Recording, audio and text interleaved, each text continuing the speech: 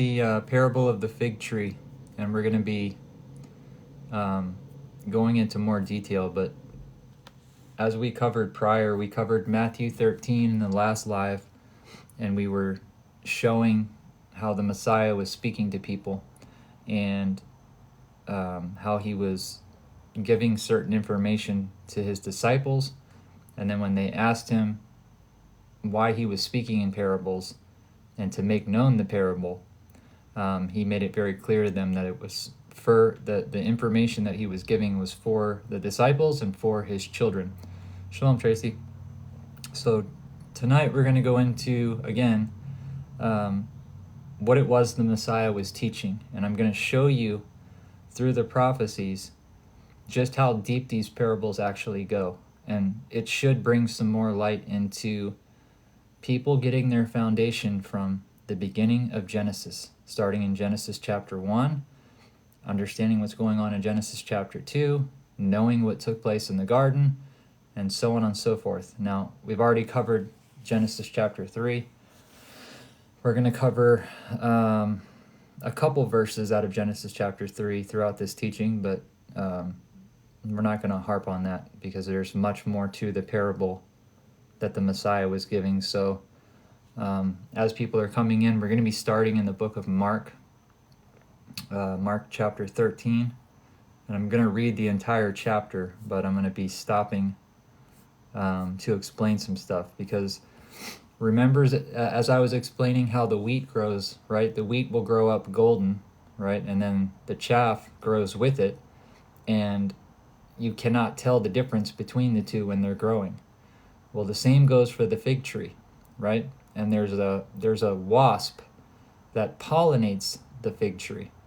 Now, with the fig tree, because the wasp doesn't have the knowledge to know which one it's pollinating, again, this goes into the locust army, and this is very, very deep, and it's a lot like that. So in the same way the wheat and the chaff grow together, I want you guys to consider and do your own homework on how the fig tree grows and how one will produce fruit and the other one does not, and how this relates to Genesis chapter 3. And again, we're going to be covering it through all the prophets, and I'm not going to cover every spot that it's written in, but we're going to be covering quite a bit of it. So starting in Mark chapter 13, we're going to read 4 through 27. And shalom to everybody that's coming in. It says, it starts off in verse 4 saying, "Tell us, when shall these things be, and what shall be the sign when all these things shall be fulfilled?" And Yeshua answered them and began to say, "Take heed, lest no man deceive you. For many shall come in my name, saying, I am the Messiah, and shall deceive many." Now, again, this is speaking about people that are teaching false doctrine. So the Messiah is warning the disciples to beware of wolves in sheep's clothing, right? Because there's a lot of people teaching the word, but not very many people have actually taken the time to study what all these things mean. So I'm going to try to share as much of that with you guys as I can tonight, so that you guys can go back and read this and see it for what it says. Because I truly believe if we stand wholeheartedly on what this book says, it shouldn't be difficult for anyone to understand, including a child.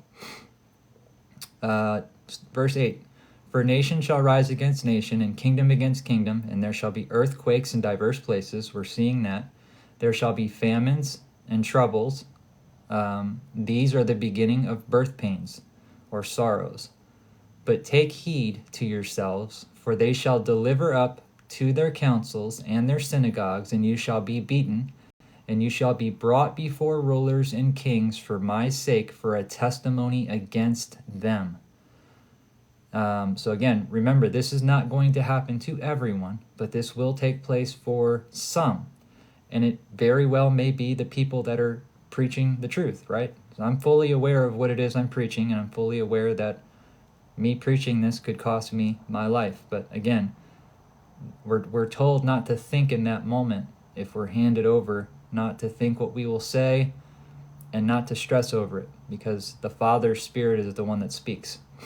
Verse 10, "And the gospel must first be published amongst the nations, all nations.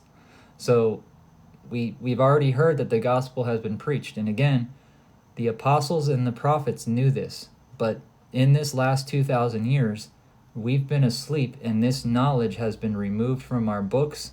And so now it's up to us to go back and study so that we can start waking our brothers and sisters up. Verse 11, but when they shall lead you and deliver you up, take not thought beforehand what you shall speak, neither do ye premeditate, but whatsoever shall be given unto you in that hour, that you shall speak. For it is not ye that speak, but the Ruach HaKodesh, or the Holy Spirit. Now the brother shall betray brother to death, and the father and the son and the children shall rise up against their parents, and shall cause them to be put to death.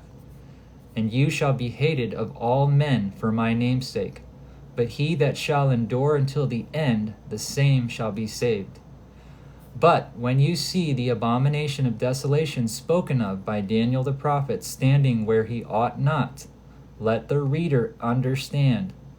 Them that be in Judea, the cities of peace, flee to the mountains. So into other cities, the cities of peace being the 12 tribes and those that are cleaving to Israel, were to flee from place to place, right? It's not talking about physical mountains.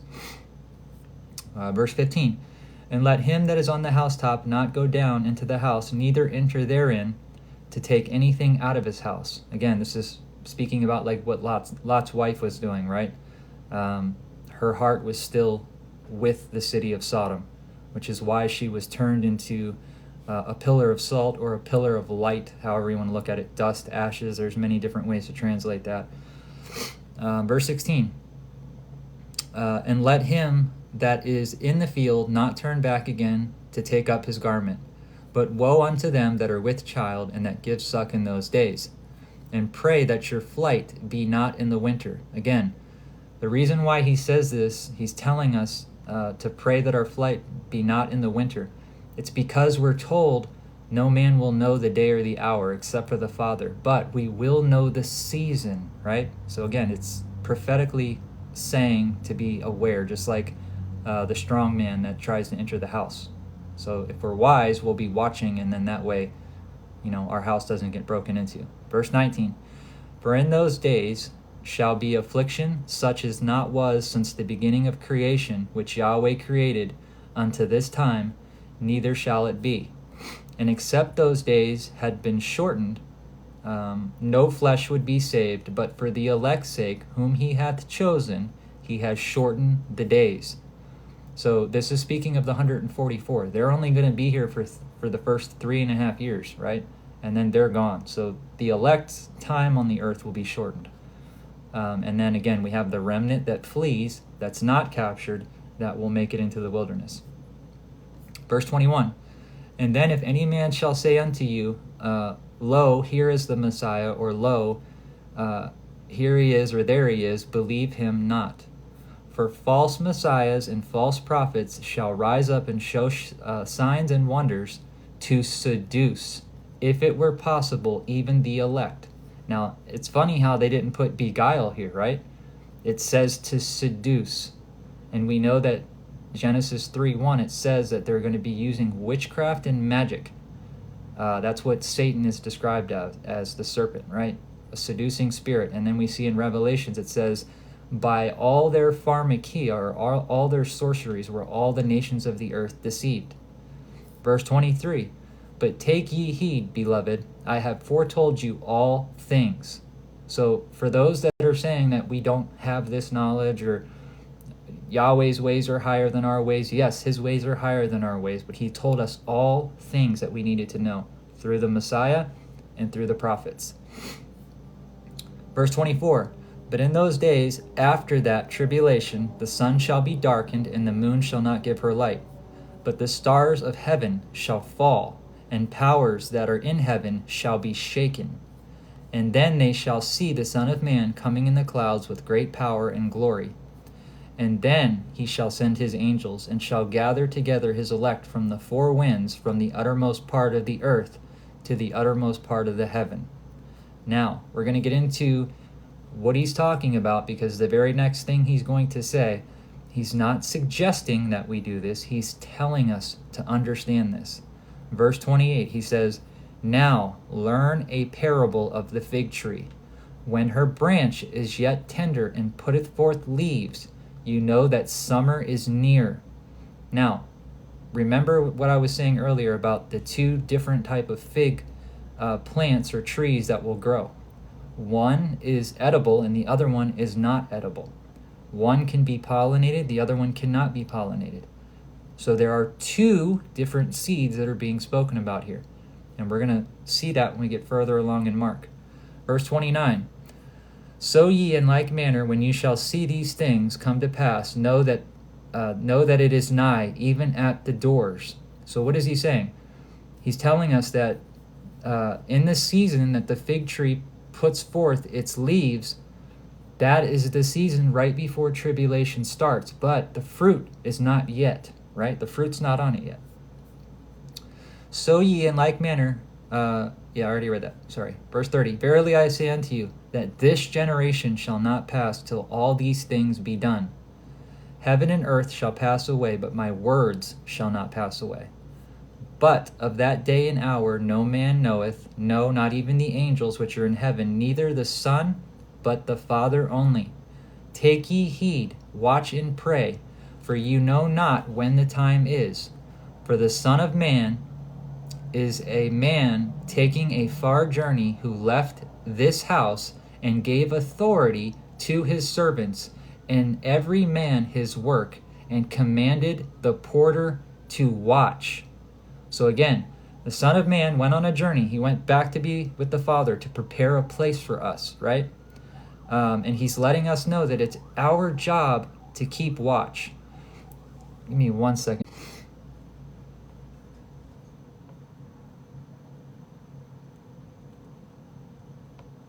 All right, sorry about that, guys.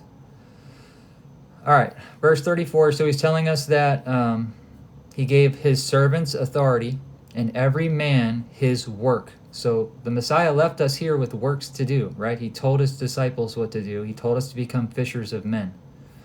Verse 35, "Watch ye therefore, for you know not when the master of the house cometh, at even or midnight, or when the cock croweth, or in the morning. Watch ye therefore," I already read that, "lest he come suddenly and he find you sleeping." Verse 37, "And I say to you, I say unto all, watch." Right? So that's the very last thing he says, to be watching and waiting. All right, now, we're going to go into Mark chapter 11, starting in verse 11. We're going to read through 21. It says, "And Yeshua entered into Jerusalem and into the temple." So backdrop on what's happening here. The Messiah just sat down and made a cat of 9 tails, a leather whip. I don't know if the metal was on it or not, but he sat down and made a whip because these people are making his Father's house a house of merchandise, and he's putting an end to it, right? So this was a sign for the people to understand the times that were at hand and the personality that the Messiah was going to have upon his return. Because again, understand that he's going into the city, but he's about to pass a fig tree. This is Mark chapter 11, starting at verse 11 through 21. "And Yeshua entered into Jerusalem and into the temple, and when he looked around about upon all things, and now the eventide was come, he went out to Bethany with the 12. And on the morrow, when they were come from Bethany, he was hungry." Okay, so listen, he's letting you know that he's hungry. So I'm just going to say remez there. I'm going to let you guys think about this and consider what's going on, because in verse 13, he's going to see something, and we know that he knows that it's not the season for this fig, but yet he still curses the fig. So let's read verse 13. "And seeing a fig tree afar off, having leaves, he came, if happily he might find anything thereon. And when he came to it, he found nothing but leaves, for the time of the figs was not yet." So again, do you guys think the Messiah didn't know this? what season he was in. So again, what type of fig tree is this that he's trying to find fruit off of, right? Verse 14, and Yeshua answered and said unto it, no man eat fruit of thee hereafter forever. And his disciples heard it. So his disciples are looking at him like, wait a minute. It's just put forth its leaves, and you know it's not the season, and you're cursing this thing? So the disciples understood what he was saying and why he was saying it, right? And it says in verse 15, and they come to Jerusalem, and Yeshua went into the temple and began to cast them out, they that sold and bought in the temple, and overthrew the tables of the money changers, and the seats of them that sold doves, and would not suffer that any man should carry any vessel through the temple. And he taught, saying unto them, is it not written, my house shall be called of nations, the house of prayer, but ye have made it a den of thieves. And the scribes and the chief priest heard it, and sought how they might destroy him, for they feared him, because the people was astonished at his doctrine. And when even was come, he went out of the city, and in the morning as they passed by, they saw the fig tree dried up from the roots. And Peter, calling to remembrance, saith to him, Master, behold, the fig tree which thou cursed is withered away. And Yeshua answered them and said, have faith in Yahweh. For verily I say unto you, that whatsoever shall say unto the mountain, be thou removed, speaking of the Kenites. Remember, there are two different fig trees here, right? And one of them just happens to be the name of one of the churches that are being addressed in Revelation chapter 1, which we're going to go through. But I want you to hear what I'm saying. There are two different fig trees. He just cursed this fig tree knowing that it's a fig tree that does not produce fruit. Okay? Well, produces, but it doesn't produce the way the other fig tree produces, and it's actually quite disgusting to eat. I'll put it that way. So now the disciples are questioning him. Peter's saying, Master, this fig tree is cursed and withered away. And all the Messiah says to him is, have faith in Yahweh. Now again, remember, this happens to Peter quite often. The same way that Peter realized the vision that he had wasn't about food, but about his brothers and sisters, right? Verse 23, for verily I say unto you, that whosoever shall say unto this mountain, be thou removed, again, speaking of this bad fig tree, and be thou cast into the sea, and shall not doubt it in his heart, but shall believe that those things which he saith shall come to pass, he shall have whatsoever he saith. Therefore I say unto you, what things soever you desire, when you pray, believe ye, receive them, and you shall have them. So, again, before we move on, because we're going to jump into the prophets now, before we move on to understand more about this fig tree, I want people to do their research on the two different types of fig trees, what they're called, and you're going to see that one of them is actually referencing one of the churches out of the 7 churches that are addressed. Now, out of the 7 churches that are addressed, only 2 out of those 7 churches are still referred to after Revelation chapter 4, which is the remnant and the 144. All of those other churches are gone. Understand, when we read through that, I'm not going to read through all the churches because that's a whole teaching in itself, but I'm going to give you guys some key pointers. We know that the Church of Philadelphia is speaking about the 144,000, and then we know that the other church is specifically speaking about the remnant. It's the only 2 churches that are not receiving a punishment, right? They're not being harshly spoken to by the Messiah. All right. Jeremiah chapter 24, verses 1 through 10. It says, and Yahweh showed me, and behold, 2 baskets of figs were set before the temple of Yahweh, after Nebuchadnezzar, king of Babylon, had carried away captive Jeconiah and the son of Jehoiakim, king of Judah, and the princes of Judah, with the carpenters and the smiths from Jerusalem that had been brought and had brought them to Babylon. Now, keep in mind, this at this time point right here, the house of Israel had been taken captive about 200 years prior to what we're reading right now. And what we're reading in here, why it's mentioning Judah, is because Judah is part of the parable of the fig tree. Now listen very closely to verse 2.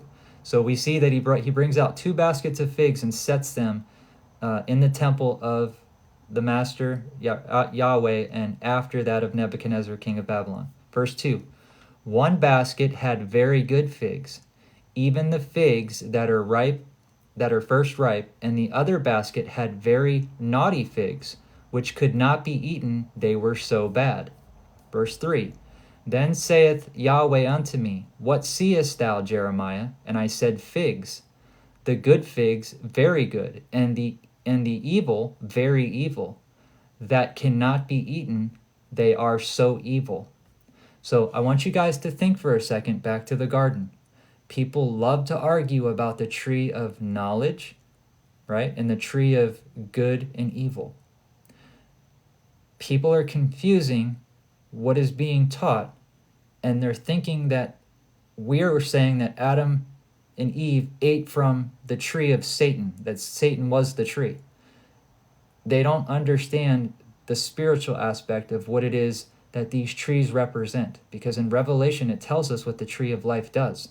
It says it bears 12 manners of fruit that are healing for the nations, representing the 12 tribes. So those trees were both spiritual and they were also physical. And we can read that in Genesis chapter 3.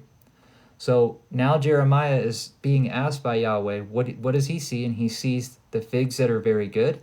And then he goes and refers to the second basket, saying that these other figs are very evil and they cannot be eaten because they are so evil. So it's talking about knowledge and understanding and wisdom.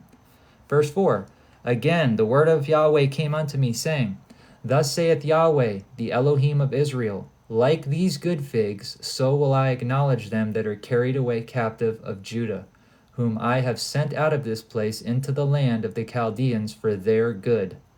For I will set my eyes upon them for good, and I will bring them again into this land, and I will build them and not pull them down, and I will plant them and not pluck them up. Again, Yahweh's telling us very clearly that he's going to build them and plant them and not pluck them up, speaking about Judah, who he sent out for their own well-being. Verse 7, And I will give them an heart to know me, that I am Yahweh, and they shall be my people, and I will be their Elohim. Again, this is Revelation chapter 21. For they shall return unto me with their whole heart.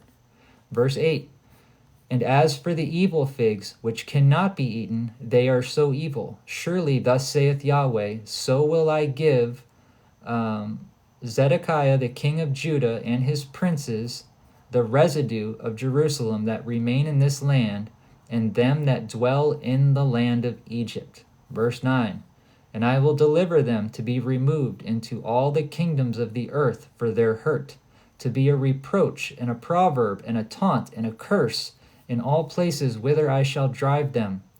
And I will send the sword, the famine, the pestilence among them, till they be consumed from off the land that I gave unto them and to their fathers. So we know right around 70 AD is when all 12 tribes had been dispersed. So we just read quite a bit, right? Just in Jeremiah 24, 1 through 10, that's telling us that there are 2 seeds, 2 trees, one bearing good fruit, one bearing bad fruit. We read the parable in Matthew 13 about the wheat and the tare, the good wheat, the bad wheat, the one that looks like the wheat, that has a poisonous seed in it, right? So we have to keep moving throughout the prophets to continue to add to this, but this should be very clear. Again, the end is going to declare the beginning, and the beginning is going to declare the end. It's very, very simple. Isaiah 34, verse 1 through 8. Isaiah 34, 1 through 8. It says, "Come near, ye nations, to hear, and hearken, ye my people. Let the earth hear, and all that is therein, the world and all the things that are forth of it. For the indignation of Yahweh is upon all nations, and his fury upon all of their armies. He hath utterly destroyed them, and he hath delivered them to the slaughter. Their slain also shall be cast out, and their stink shall come up out of their carcasses, and the mountains shall be melted with their blood. And all of the hosts of heaven shall be dissolved, and the heavens shall be rolled together as a scroll, and their host shall fall down as the leaf falleth off the vine, and as the falling fig from the tree." Question: what is this talking about? The host of heaven being dissolved and them being cast down off of their vine. Remember, they have a vine and we have a vine. They have a rock and we have a rock, right? So remember the parable of the fig tree. When the sun and the moon are changed and the stars withdraw their shining, and then the other stars are cast down to the earth. This is all pertaining to a fig tree. Verse 5, "For my sword shall be bathed in heaven." Did you hear that? "My sword shall be bathed in heaven. Behold, it shall come down upon Edomia," which is the north country of Esau. This is Isaiah chapter 63. "And upon the people of my curse to judgment. The sword of Yahweh is filled with blood, and it is made with the fat and the fatness, and with the blood of lambs and goats, and with the fat of kidneys and rams. For Yahweh hath sacrificed in Bozrah." Bozrah, remember in Isaiah 63, was a fortress of Esau's. "A great slaughter in the land of Edomia." So Edomia is a modern day version of a land that the U.S. bought, which is now referred to as a place that we are not allowed to travel. Just FYI for people that might want to look into that, right? And this is also spoken about in Ezekiel chapter 38 and 39. Verse 7, "The unicorn shall come down with them, and the bullocks and the bulls, and the land shall be soaked with the blood, and their dust made fat with the fatness." Again, the unicorn is just like it's similar to a rhino. It's not an actual unicorn like people might think. Verse 8, now it's telling us, it's going to give us in verse 8 the context of what we just read. "For it is the day of Yahweh's vengeance, in the year of recompenses for the controversy of Zion." So we know that everything we just read is pertaining to the end. So not only are we going to have the Kenites, which were the scribes that worked for Israel, which again, they didn't do a very good job because of what they were going through, allowing the Kenites to be sojourning with them. And this is where the scribe of the lying pen comes in. And again, this is how we find this information in Psalm 69, where people seem to think that the Messiah said, "Father, forgive them," when we clearly know that that's not what he said, right? So again, the Kenites are a direct line to Cain, as are many of these other tribes that were part of Cain's lineage. And then we have people on here teaching other people that Cain's lineage didn't make it through the flood, yet we read about Cain's lineage all the way through every single prophet in this book. So if Cain wasn't important, then, and I hear people say he's not mentioned in Adam's lineage because he wasn't important, but yet he's mentioned in Genesis chapter 4 with his own lineage, and then we can track all of their lineages all the way throughout the prophecies. So if he's not important, why list any of the names at all? All right, Revelation chapter 6, 13 through 17. And again, try to keep track with what I'm saying with the fig tree, because I'm going to connect what we just read in Revelation 6. Revelation 6, 13 through 17. "And I beheld when he opened the sixth seal." Okay, so listen, this is after the four horses. And lo, there was a great earthquake, and the sun became black as sackcloth of hair, and the moon became as blood, and the stars fell from heaven unto the earth, even as a fig tree casteth her untimely figs when she is shaken of a mighty wind. And the heavens departed as a scroll when it is rolled together. Wait a minute, where did we just read that? Well, we just read that in Jeremiah, right? It's the very same thing he just said. And we just read it in Judges, that the heaven would literally be departed like a scroll. So we have to be able to read these things through the prophets in order to have the understanding and knowledge of what it is we're reading in Revelation. So now, this is why the Messiah said, learn the parable of the fig tree, because the fig tree is very important to know what season we're in, right? So that we can be watching and teaching truth. And as we are going to read, the Messiah is going to make it very clear the reason why people are coming against this is the same reason they came against him. It's the same reason why he said, Father, forgive them not, for they know what they are doing. It was very clear to him who the scribes and Pharisees were. And again, we're starting to see that manifest today, the very same thing.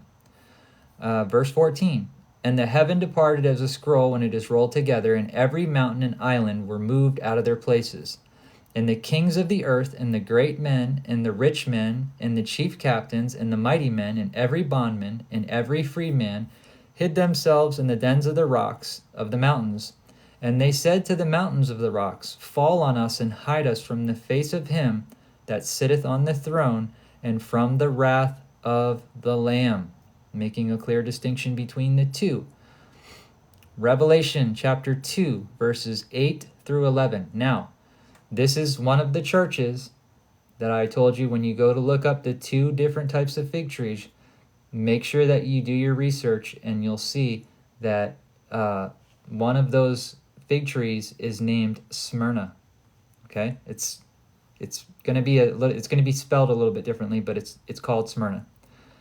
And unto the angel of the church in Smyrna write these things, saith the first and the last, which was dead and is alive. I know thy works, and tribulation, and poverty, but thou art rich. Okay, so again, this particular church is going through tribulation, and they're poor, right? But he's saying, but thou art rich, because they have knowledge. Whether or not they choose to use it is up to them. And I know the blasphemy of them which say they are Jews and are not, but are of the synagogue of Satan. Fear none of these things which thou shalt suffer. Behold, the devil shall cast some of you into prison, that you may be tried, and you shall have tribulation 10 days. Be thou faithful unto death, and I will give thee a crown of life.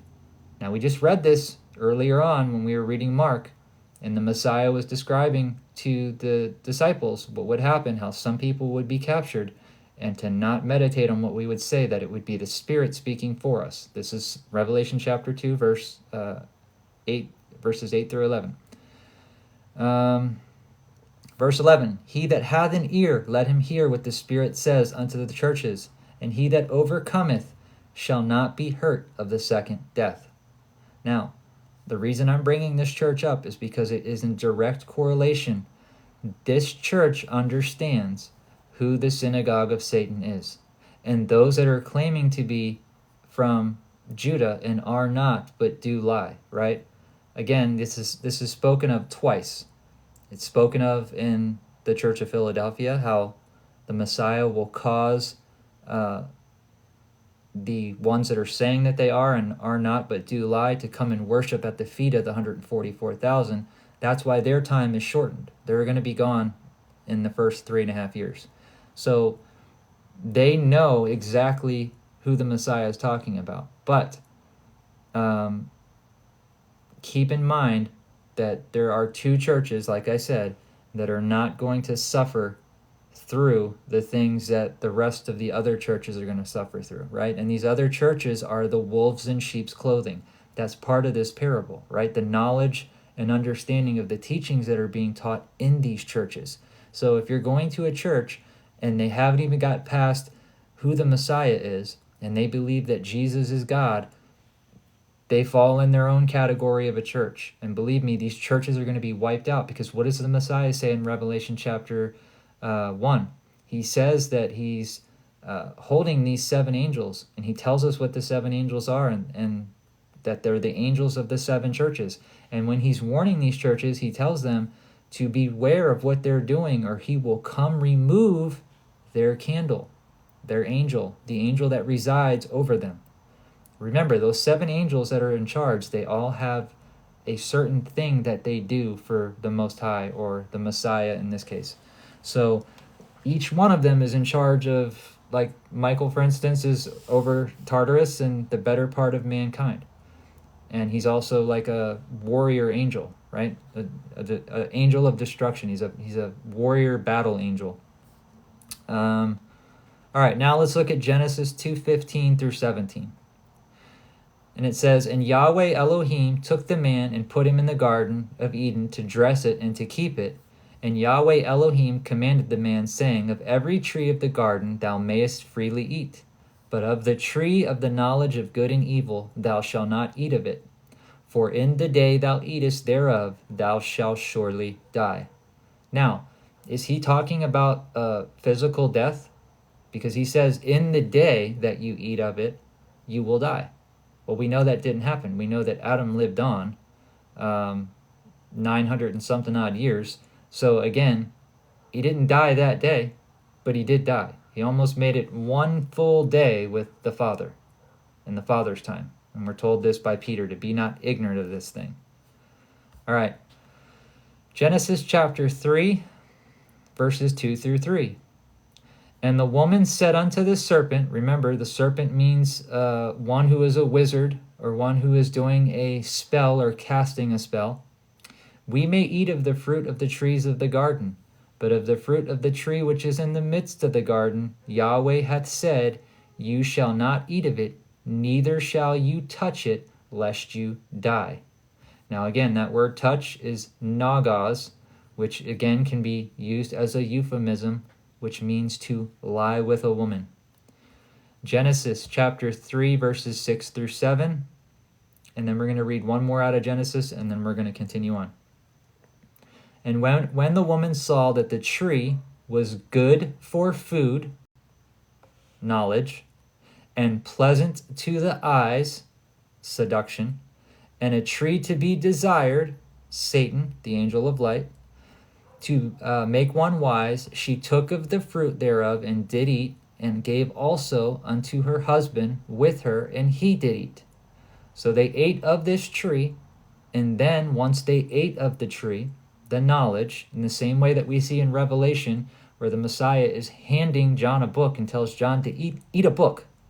He's not eating a book, right? We know he's taking in the knowledge, and that it was sweet on his lips, but it was bitter in his stomach. How many people do you know that have eaten a book? Like if I tried to sit here and eat my Bible right now, how long do you think it would take me to just start gnawing on this bad boy? I mean, I would need a couple glasses of water, and it'd probably take me a couple hours to get this thing down, right? So we know that we have to think past this shallow mind of reading the scripture. We have to understand that there's more going on here, right? As Optimus Prime would say, there's more than meets the eye. All right, let's see. Verse 7. "And the eyes of both of them were open." Now remember, that word tree, the root word of that word tree that we just read in verse 6, which is in the center of the garden, means to open one's eyes. To close the eyes, right? So their eyes prior to eating of this tree were already opened. They were already created in the image of the Father. So there's the first thing that we need to look at. Verse 7, "And the eyes of both of them were opened," now that they've eaten, "and they knew that they were naked, and they sewed fig leaves together and made themselves aprons." What does this have to do with the parable of the fig tree? Oh, just about everything, because every single prophet is going to mention this. And now we know what tree they were eating from. And now we know why we just read what we read about the 2 different types of fig trees, and why the Messiah cursed the one that didn't bring forth fruit, because it was a bad seed. Okay? Verse 8, And they heard the voice of Yahweh Elohim walking in the garden of the cool of the day, and Adam and his wife hid themselves from the presence of Yahweh amongst the trees in the garden. And Yahweh called unto Adam and said unto him, Where are you? And he said, I heard a voice in the garden, and I was afraid because I was naked, and I hid myself. So again, we don't have to think very deeply about this. It's quite simple, just as the rest of the prophecies are quite simple. And the man said, The woman who thou gavest to be with me, she gave me of the tree, and I did eat. So now we've got even more sin coming into play. Now, the man is blaming Yahweh. He's saying, Yahweh, the woman that you created, remember when I told you bone of my bone, flesh of my flesh, and how happy I was? Well, guess what? It's her fault. Now it's the blame game. Verse 13, And Yahweh Elohim said unto the woman, What is this that thou hast done? And the woman said, The serpent beguiled me, and I did eat. Now notice how they put beguiled here, but when we were reading earlier, they didn't use that word beguiled in the way that it should have been used. Instead, it said seduced. Well, look up that word beguiled, and you'll see that it means seduced, just the way we read it before. And again, I am going to post this so people can go back and watch it and understand and get a deeper meaning, because I'm not even close to being done yet. All right, Genesis chapter 3, verses 22 through 23. And Yahweh Elohim said, Behold, the man is become as one of us to know good and evil. And now, if he puts forth his hand and takes also of the tree of life and eat of it and live forever. So again, this act of mercy just took place after everything that happens, and he makes them animal skins to clothe them, right?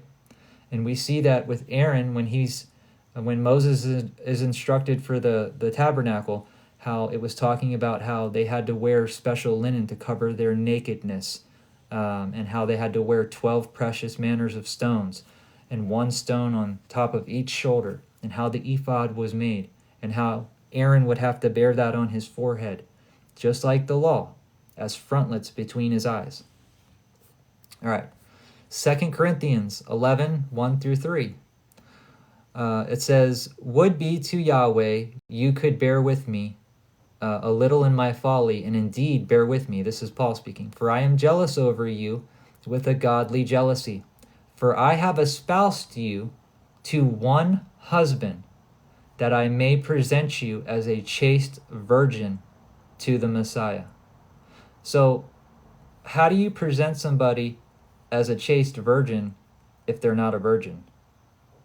Right? That's the question we need to be asking. Verse 3, But I fear lest by any means, as the serpent, the one that does witchcraft or cast the spell on Eve, Genesis 3 verse 1, beguiled Eve, seduced Eve, through his subtlety, so your mind should be corrupted from the simplicity that is in the Messiah. All right, now let's talk about this tree that was in the Garden of Eden. And again, I know you guys have already heard this, but I have to read it for the sake of the teaching for those who haven't. Ezekiel 28, 12 through 19. So again, I want you guys to think with me as I'm reading this. It says, Son of man, take up a lamentation unto the king of Tyrus. So I've heard people preach and say, no, see, this was about a king.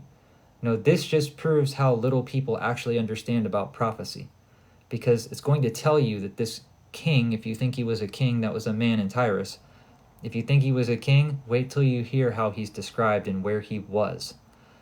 And say unto him, Thus saith Yahweh your Elohim, Thou sealest up the sum full of wisdom and perfect in beauty. Speaking of Satan. Anytime Tyrus is mentioned, or Egypt, or any of those things, Satan has multiple names. In the same way Nebuchadnezzar represents, not Nebuchadnezzar, the Pharaoh and Egypt and all of that was all a representation of Satan. Verse 13, Thou hast been in the Garden of Eden of Yahweh. Every precious stone was thy covering, the sardius, the topaz, the diamond, the beryl, the onyx, the jasper, the sapphire, the emerald, the carbuncle, and the gold. The workmanship of thy tabrets and all thy pipes was prepared in the day that thou wast created. Now, again, these stones, all of these precious stones, including the ones that the Levitical priest would wear, Satan's body was made of these stones. Again, he was in charge. He was the most beautiful angel in heaven. And this is how he's being described. He was in the garden of God, and all of these precious stones were his covering. And it's talking about the tabrets and pipes that were prepared for him.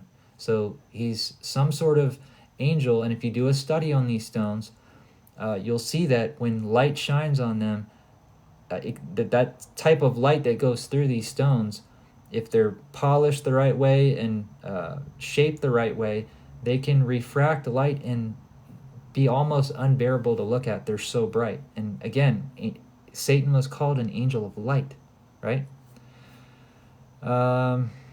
Verse 14, thou art the anointed cherub that covereth. I have set thee so. Thou was upon the holy mountain of Yahweh, and hast walked up and down in the midst of the stones of fire. Again, the stones of fire is speaking of the 7 angels. Thou was perfect in all thy ways until the day that thou was created, until iniquity was found in thee. But by the multitude of thy merchandise you have filled the midst of yourself with violence, and you have sinned. Therefore I will cast thee as profaned out of the mountain of Yahweh, and I will destroy thee, O covering cherub, from the midst of the stones of fire. Thine heart was lifted up because of thy beauty, and you have corrupted yourself by reason of your wisdom and your brightness. And I will cast thee to the ground, and I will lay thee before kings, that they may behold thee. Thou hast defiled the sanctuaries by the multitude of thy iniquities, and by iniquity of thy traffic. Therefore will I bring forth a fire from the midst of thee that shall devour thee, and it shall bring forth to thee ashes upon the earth in the sight of all of them that behold thee. All they that know thee among the people shall be astonished at thee. Thou shalt be a terror, and never shall thou be any more. So this was Satan's job in the Garden of Eden. He was the covering cherub. Him and his angels, the watchers, which are, again, people don't believe watchers are mentioned in Scripture. You might want to go check the book of Daniel, because it speaks directly about them and it calls them watchers. That's what they are. All right, now, the more we build up on this, I want you guys to pay attention when you're hearing thorns, okay? So we're going to continue on in the same chapter, but I just want you to pay attention in verse 20. Again, so now the Yahweh is going to speak to him again. Again, the word of the Lord came unto him, we're talking about Ezekiel. Again, the word of Yahweh came unto me, saying, Son of man, set thy face against Zidon, and prophesy against it. And say, Thus saith Yahweh your Elohim, Behold, I am against thee, O Zidon, and I will be glorified in the midst of thee, and they shall know that I am Yahweh, when I shall have executed judgment in her, and shall be sanctified in her. For I will send into her pestilence and blood into her streets, and the wounded shall be judged in the midst of her by the sword upon her on every side, and they shall know that I am Yahweh. And there shall be no more a prickling briar in the house of Israel, again, a thorn, nor any grieving thorn of all that are round about them that despise them, speaking about these thorns that despise Israel. And they shall know that I am Yahweh. Thus saith Yahweh your Elohim, when I shall have gathered the house of Israel from the people among whom they are scattered, and shall be sanctified in them in the sight of the heathen. Again, I strongly recommend you guys look up what a heathen means and what a bastard means in Scripture. Then shall they dwell in the land that I have given to my servant Jacob. And they shall dwell safely therein, and shall build houses and plant vineyards, yea, and shall dwell with confidence, when I have executed my judgments upon all those that despise them round about them. and they shall know that I am their Elohim. Remember, their rock is not our rock. So again, we're seeing until iniquity was found in him, right? That's what he said. He was this beautiful covering cherub. So let's go to Isaiah 14, 12 through 18. And it says, How art thou fallen from heaven, O Lucifer, son of the morning? How are thy cut down to the ground, which didst weaken the nations? For thou hast said in your heart, I will ascend into heaven, and I will exalt my throne above the stars of Yahweh. I will sit also upon the mount of the congregation in the sides of the north. Notice how it says the north. I will ascend above the heights of the clouds, and I will be like the Most High. Yet you shall be brought down to hell, to the sides of the pit. They that see thee shall narrowly look upon thee, and shall consider thee, saying, Is this the man that made the earth to tremble, and did shake the kingdoms? That made the world as a wilderness, and destroyed the cities thereof, and that opened not the house of his prisoners? All of the kings of the nations, even all of them, lie in glory, every one in his own house. So what we just read in Ezekiel is exactly what we just read in Isaiah. There's your two witnesses for who Satan is, okay? And he's got many names. Lucifer, Satan, that old serpent, the dragon, Egypt, Tyrus. I mean, the names go on and on and on. It's just up to you guys to consider what he's talking about. All right, Revelation chapter 22, verses 1 through 2. And he showed me a pure river. This is John speaking. And he showed me a pure river of water, of the water of life, clear as a crystal, proceeding out of the throne of Yahweh and of the Lamb. In the midst of the street of it, on the either side of the river, was a tree of life, which bare 12 manner of fruits, and yieldeth her fruit every month. And her leaves of the tree were for the healing of the nations. So notice how this tree, both the fruit and the leaves, are healing. But when we're looking at the fig tree, we see that only the fruit on one can bear, and the fruit on the other is not edible because it's evil, according to what we just read, the Messiah. The Messiah said he cursed it because it was evil, right? And then we read again that 2 baskets were brought before Yahweh's throne, and the Yahweh's asking Jeremiah what he sees, and he says, I see good figs that are very lovely and good to eat, and I see very naughty, evil figs. And then Yahweh says what's going to happen to those evil figs. All right, Revelation 22, 14 through 17. Blessed are they that do his commandments, and they that might have right to the tree of life, and may enter in through the gates into the city. For without are dogs, and sorcerers, and whoremongers, and unalivers, and idolaters, and whosoever loveth and maketh a lie. That's Satan's MO right there. That's everything we need to know. I, Yeshua, have sent my angel to testify unto you these things in the churches. I am the root and the offspring of David, and the bright and morning star. Again, the Messiah is making it clear who he is. All right, so I want to make this pretty clear as we move into Ezekiel. I'm going to read Ezekiel 2, 1 through 10. But I want you guys to understand that the Messiah said that the world hated him first. And because he was walking around, we see when he went into the temple, he made a whip, he drove the people out, and the scribes and the Pharisees were plotting on how to unalive him, right? Because he knew who they were. He called them a brood of vipers. Again, implementing Satan's children. And I want the people that are hearing this message, that are preaching truth, to understand that the world's going to hate us, and we're not here to make friends with people, right? We're here to make friends with our brothers and sisters, but for the rest of the people that think that they understand this word when they don't, I want to encourage you guys to continue on in the truth, because this book, again, I've said this before, is alive and active. And I've never read a book where I've tried to search something out to try to disprove it. All the things that I have learned in this book, I have tried to find holes in, and I have found none. This book is solid, and there's no way to get around it.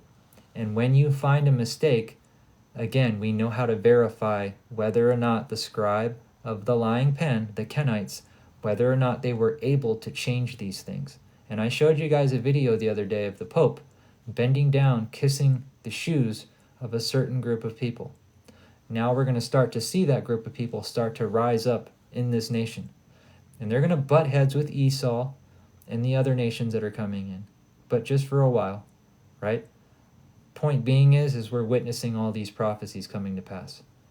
We're witnessing all these pestilences, even now with animals. There's some sort of virus or something going around that's not good for animals. And China was just found with a lab here in California with different types of viruses there in the lab. So understand what's going on. Understand why the president of China was just here in America. Guys, think about the prophecies. Everything that's happening is written in this book. I can assure you that. All right. Ezekiel 2, starting in verse 1. And he said unto me, Son of man, stand upon thy feet, and I will speak unto thee. And the Spirit entered into me. When he spake unto me, and he set me upon my feet, and I heard him that spake unto me. And he said unto me, Son of man, I send thee to the children of Israel, to a rebellious nation that hath rebelled against me. They and their fathers have transgressed against me, even unto this very day. Now we're talking about Esau. Okay? So understand the locust army and all of these other nations are going to include Israel. Israel is going to turn on Israel. Okay? So make sure that you're understanding before you make videos and stuff. If you're watching from the outside, make sure you're understanding what it is you think we're saying and not what it is you want to run with. Okay? Verse 4, for they are imputed children and stiff-hearted. I do send thee unto them, and you shall say unto them, Thus saith Yahweh, your Elohim. And they, whether they will hear or whether they will forbear, for they are a rebellious house. Yet shall you know that there have been a prophet among them. So I want to make this clear. A prophet is a teacher, right? Again, I'm not claiming to be a prophet in the sense when I look at these guys in Scripture, I don't consider myself to be a prophet. But a prophet just means to be a teacher, right? But these prophets were working in the supernatural. Clearly, they were having visions and dreams. And although we get that on Sabbath where the Father reveals stuff to us and it's mind-blowing and all of that, I want to make this clear. It says, he's making it clear whether they will hear or whether they will forbear, for they are a rebellious house, yet shall know that there had been a prophet among them. So what Yahweh is saying is, whether they choose to listen or not, once Ezekiel leaves, they're going to know in due time that there was a prophet trying to speak to them the truth, and they wouldn't listen. Verse 6, and thou, son of man, be not afraid of them, neither be afraid of their words, though briars and thorns be with thee, and thou doest dwell among scorpions, be not afraid of their words, nor be dismayed at their looks, though they be a rebellious house. And thou shalt speak my words unto them. Agency, right? The Messiah is the same way. Deuteronomy 18, 15 through 18. Whether they will hear or whether they will forbear, for they are a most rebellious. But, son of man, hear what I say unto thee. Be not thou rebellious like that rebellious house. Open thy mouth and eat what I give thee. And when I looked, behold, a hand was sent unto me, and lo, a roll of a book was therein. And he spread it before me, and it was written within and without, and there was written and therein lamentations and mournings and woe. Now I'm going to stop there, but we know that he eats the scroll, right? And it's sweet on his lips like honey, and it turns his stomach bitter, right? He's eating a scroll. He's taking the Torah just like John is instructed to do in the book of Revelation. It's the knowledge, the understanding. It's the burden of carrying the truth around and trying to share it with people that are just going to reject it. And then when you listen to them talk, it's frustrating because you can hear that they have no understanding, but they're fighting so hard to hang on to a lie. All right, now we're going to read Psalms 105, and I'm going to read all of it, all 45 verses. It's not that long. It says, "O give thanks unto Yahweh, call upon his name, make known his deeds among the people. Sing unto him, sing psalms, and talk to him. Talk ye all of his wondrous works. Glory ye in his name. Let the heart of them that rejoice and seek Yahweh. Seek Yahweh in his strength, seek his face evermore. Remember his marvelous works that he hath done, his works and his judgments of his mouth. O seed of Abraham, his servant, ye children of Jacob, his chosen. He is Yahweh our Elohim, his judgments are all the earth. He hath remembered his covenant forever, the word which he commanded to 1,000 generations, which covenant he made with Abraham, and his oath unto Isaac, and confirmed the same unto Jacob, for the law, and to Israel for an everlasting covenant, saying unto thee, I will give thee the land of Canaan, the lot of your inheritance. When they are but few in men and in number, yea, very few, and strangers in it. When they have found one nation to another, from one kingdom to another people. He suffered no man to do them wrong, yea, he reproved kings for their sake, saying, touch not my anointed, and do my prophets no harm. Moreover, he called for famine upon the land, and he brake the whole staff of bread. He sent a man before them, even Joseph, who was sold for a servant, whose feet they hurt with fetters, and he was laid upon an iron, unto the time that his word came, and when the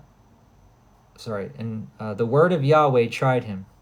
The king sent and loosed him, even the ruler of his people, and let him go free. Again, this is speaking of Pharaoh, but notice how it says that Yahweh tried him. Yahweh was trying Joseph.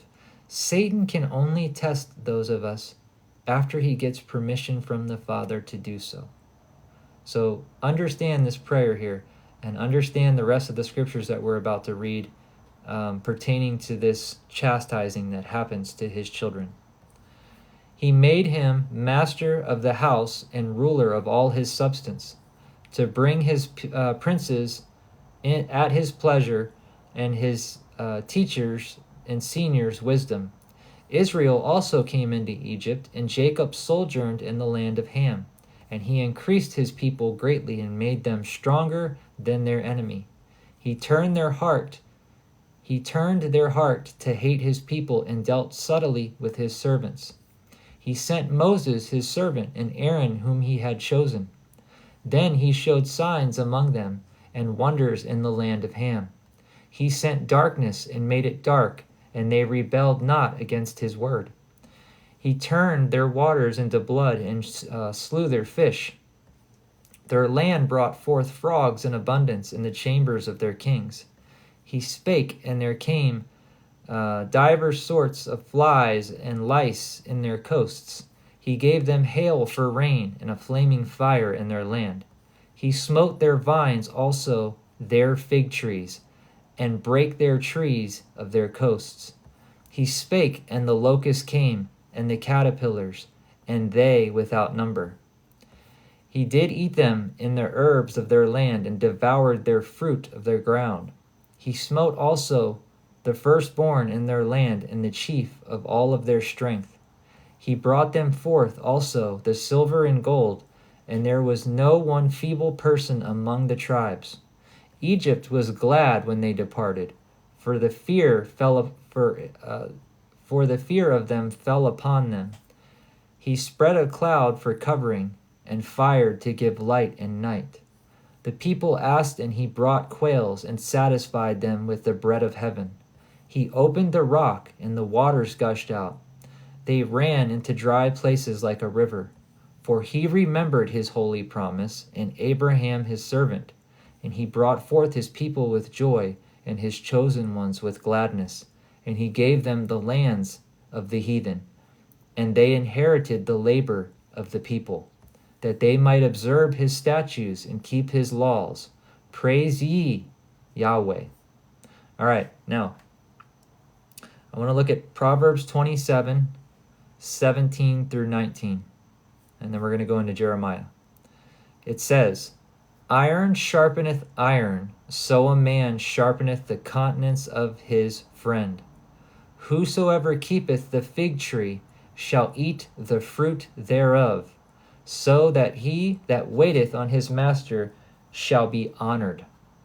Again, the wisest man, aside from our Messiah, to ever walk the earth, is talking about this very fig tree and what the fig tree produces, which is fruit, which is knowledge. And those that are doing that are waiting on our master to return so that he and we will be honored, right? We will be crowned with glory and given crowns of glory to wear on our heads. All of these things, treasures that we're storing up in heaven. All right, Jeremiah chapter 5, verse 1 through 31. And we're also going to get into the thorn in Paul's side, which I think is going to shock a lot of people. Run ye to and fro in the streets of Jerusalem, and see now, and know, and seek the broad places thereof, if you can find a man, if there be any that execute judgment, that seeketh the truth, and I will pardon it.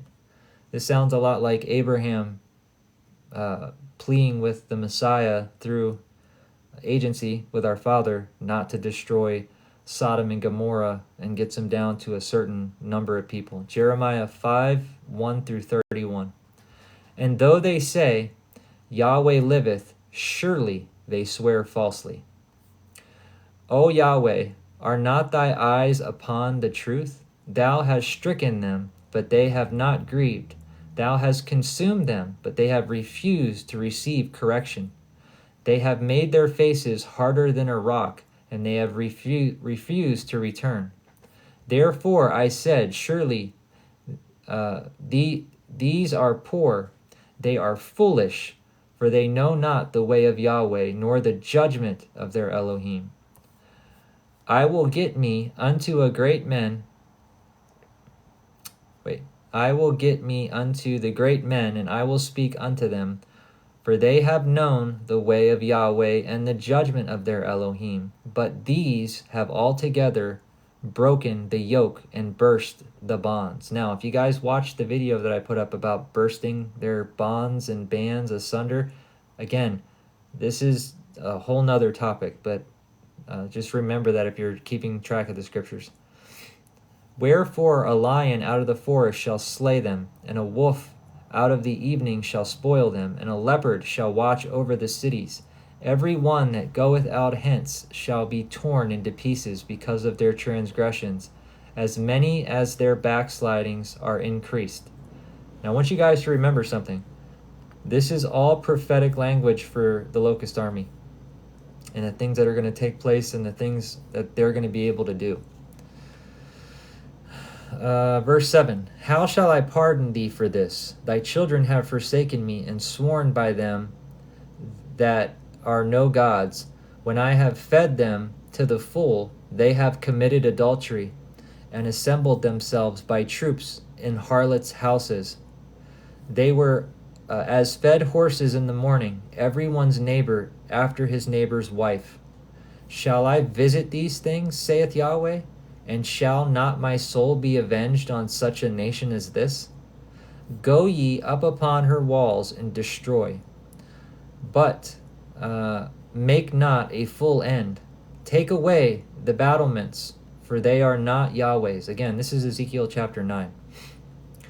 For the house of Israel and the house of Judah have dealt very treacherously against me, saith Yahweh. They have believed the Elohim and said, It is not he, neither shall evil come upon us, neither shall we see the sword nor the famine.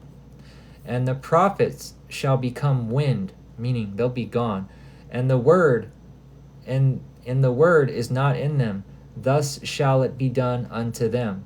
Again, these prophets, these teachers, this is what the seven churches, the teaching of the seven churches in Revelation is about. Wherefore, thus saith Yahweh your Elohim of hosts, because you speak this word, behold, I will make my words in thy mouth fire, and this people wood, and it shall devour them.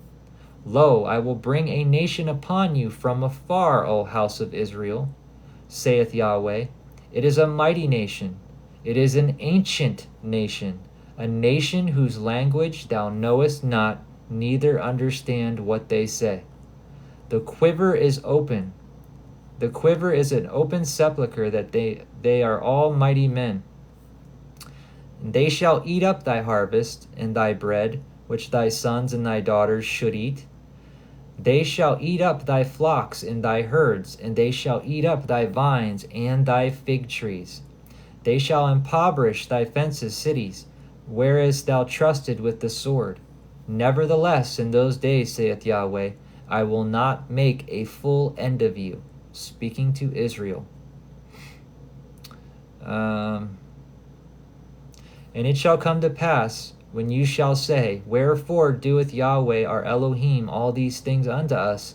Then shalt thou answer them, Like as you have forsaken me and served strange gods in your land, so shall you serve strangers in the land that is not yours. Declare this to the house of Jacob, and publish it in Judah, saying, Hear now this, O foolish people. I hope this is getting out to all of the people that have been preaching and teaching, thinking they understand prophecy, because now he's talking to you. Hear now this, O foolish people, and without understanding, which have eyes and see not, and have ears and hear not. Fear ye not me, saith Yahweh?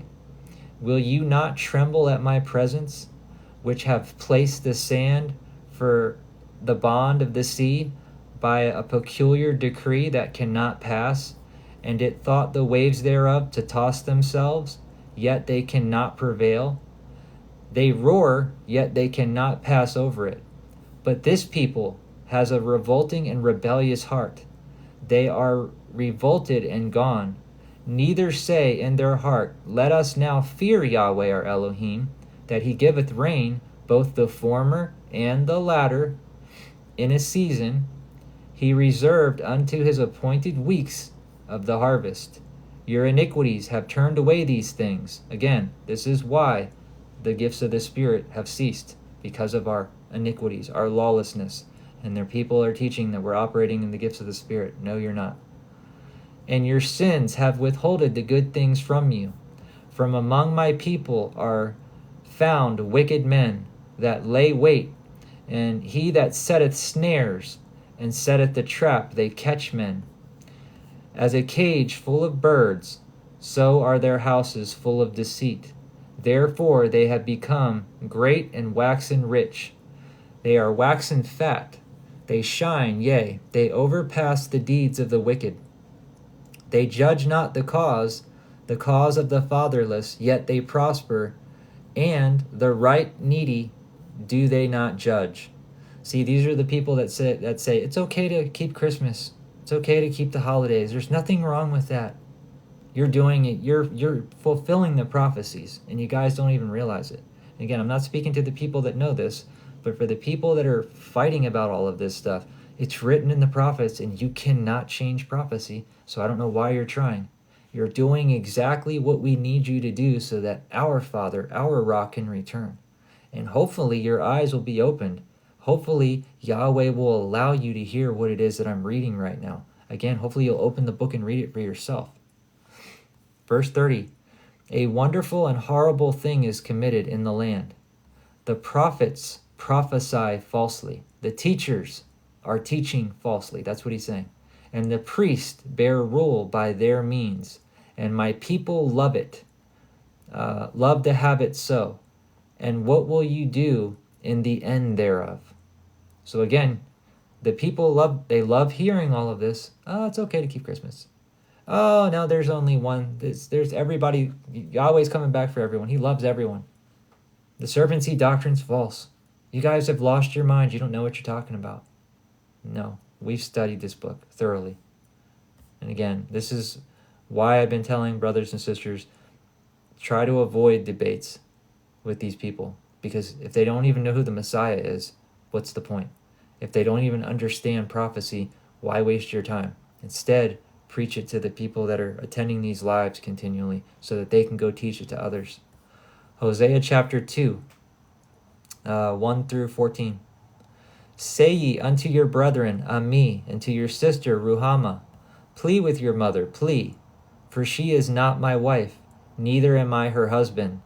Let her therefore put away her whoredoms out of my sight, and her adulteries from between her breast. Let her strip naked, and set her in the day that she was born, and make her as a wilderness, and set her like a dry land, and slay her with thirst. I will not have mercy upon her children, for they are the children of whoredoms. Their mother hath played the harlot. She that conceived them hath done shamefully. For she said, I will go after my lovers, and they that give me bread and my water and my wool and my flax and my wine and my drink. Therefore, behold, listen, I will hedge up thy way with thorns, and I will make thy wall that she will not find her paths. And she that follow after her lovers, but she shall not overtake them. And she shall seek them, but she shall not find them. And she shall say, I will go return to my first husband, for it was better with me than now. For she did not know that I gave her corn and wine and oil, and multiplied her silver and her gold, which they prepared before Baal. Therefore I will return and take away my corn in the time thereof, and my wine in the season thereof, and I will recover my wool and my flax, given to cover her nakedness. And I will now discover her lewdness in the sight of her lovers, and none shall deliver her out of my hand. I will also cause her mirth to cease, her feast days, her new moons, and her Sabbaths, and all of her solemn feasts.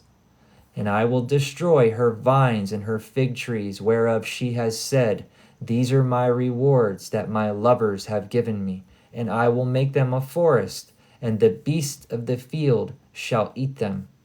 And I will visit upon the days of Balaam, wherein she burned incense to them, and she decked herself with earrings and her jewels, and she went after her lovers, and she forgat me, saith Yahweh. Therefore, behold, I will allure her, and bring her into the wilderness, and speak comfortably unto her. If this isn't love, I don't know what is. Because if you read all of Hosea, you'll see something very interesting. This Ami and Ruhamah, Lo Ruhamah, Lo Ami, and then Ami and Ruhamah. Yahweh is saying, a people that was once called my people are no longer my people, because they've played the harlot. They've chased after other gods. They've mixed seed with other nations. They're celebrating holidays, new moons, and Sabbaths, and solemn feasts and assemblies, orgies, stuff like that. And the woman is saying to herself, us, not us in particular, but those that aren't awake, are saying to themselves, no, we want to serve Jesus. Jesus is God. No, we want to have Christmas. Christmas is for my children. Oh, there's nothing wrong with Easter eggs. Has nothing to do with Ishtar, the queen of heaven. This is why Yahweh is telling Hosea to do what he's doing. But this whole book is about the Gentile. The 12 tribes and those that fell away, that were given a bill of divorcement, being brought back into the covenant that was promised to them, but only a remnant of them, according to what we just read. This is why it says only a remnant shall be saved. And as I said the other day, if it's going to be as in the days of Noah, then we need to consider the things that were taking place in Noah's day, which was mixing seed, whoring around. People were eating and drinking and marrying and carrying on, living in a strong delusion until the floods came. And out of all of those people that were on the earth, only 8 people survived. So that's why Scripture tells us very clearly that in the end, when the Son of Man returns, only a small group of people are going to make it. A remnant of Jacob shall be saved out of that. And again, guys, the 144 are taken out of the remnant. That's 144,000 compared to, I don't know how many billions of people are on the planet, but think about the 144 are going to be taken out of the remnant. That's not a very big number, right? We got the church and the remnant. There are two churches that are addressed in Revelation, which I will try to do a teaching on. But it's a long teaching, but it explains all of you. You will literally be able to spot all of these different people and know what church they're from. And eventually the Messiah is going to start removing those candlesticks, those angels that reside over their churches. And when that happens, that's it. Their hearts are hardened and they'll never ever be able to get back to the Father. So that's pretty important that we understand that. All right, now I want to read Joel chapter 1, verses 1 through 7. The word that came to Joel, the son of Pethuel. Hear this, ye men, and give ear, all you inhabitants of the land. Had this been in your days, even in the days of your fathers? Tell ye your children, and let your children tell their children, and a children another generation. So, in other words, forever.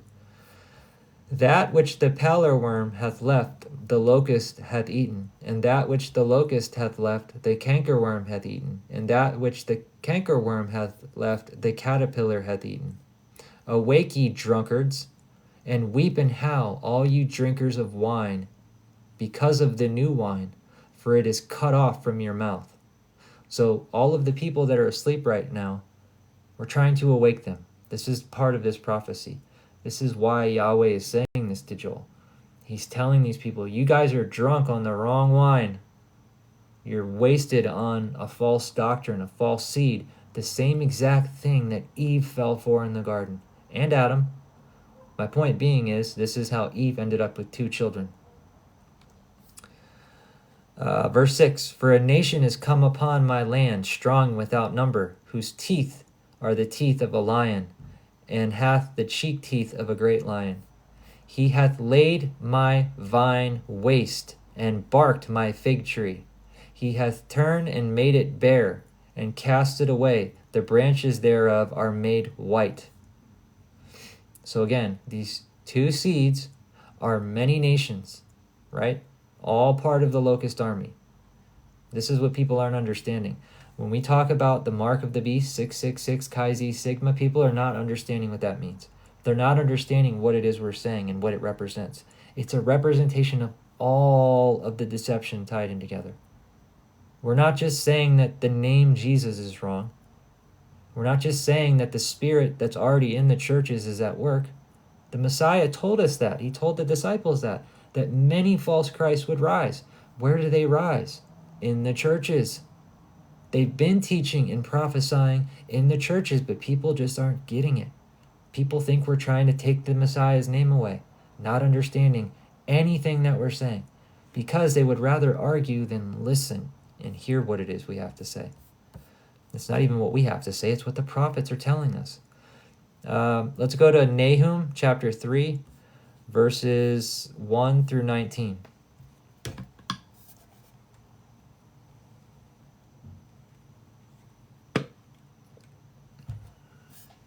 Says, woe to the bloody city! It is full of lies and robbery, and the prey departeth not. The noise of a whip, and the noise of a rattling of wheels, and the prancing horses, and the jumping chariots. The horseman lifteth up the bright sword, and the glittering spear. And there is a multitude of the slain, a great number of carcasses, and there is none end of their corpses, and they stumble upon their corpses, because the multitude of whoredoms, and well-favored harlot, the mistress of witchcrafts, that selleth nations through her whoredoms, and families through her witchcrafts. Guys, this is very, very important. Understand, this is speaking of the harlot in the book of Revelation. Remember, she's the whore that sits upon many waters, many nations, and she's drunken with the blood of the saints. Again, these spirits are at work in the churches. come out of her, my people. This is exactly what it's being spoken of. Verse 5, Behold, I am against thee, saith Yahweh of hosts, and I will discover thy skirts upon thy face, and I will show the nations thy nakedness, and the kingdoms of thy shame. And I will cast the abominable filth upon thee, and make thee vile, and I will set thee as gazing stock, or as a gazing stock, sorry. And it came to pass that they that look upon thee shall flee from thee, and say, Nineveh is laid waste. Who will, what did I do here? Who will bemoan her, and whence shall I seek comforts for thee? I think that line's overlapping. Art thou better than the populace? No. So again, that verse 8, he's asking the question. He's asking this whore, right? Are you better than the people? And Yahweh responds with his own answer, and he says, no, you're not. That was situate among the rivers that had the waters round about it, whose rampart was the sea, and her walls was from the sea. Ethiopia and Egypt were her strength, and it was infinite.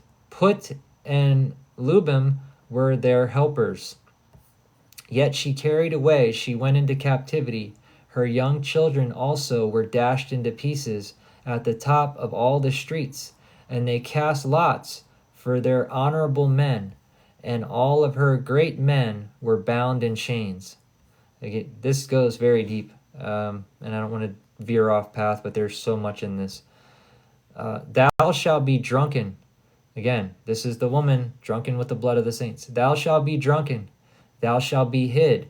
Thou shalt also seek the strength because of thy enemy. All thy strongholds shall be fig trees with the first stripe figs. If they be shaken, they shall even fall into the mouth of the eater. Again, remember the parable of the fig tree, and we read it in Revelation chapter 6 when it is shaken of a mighty wind.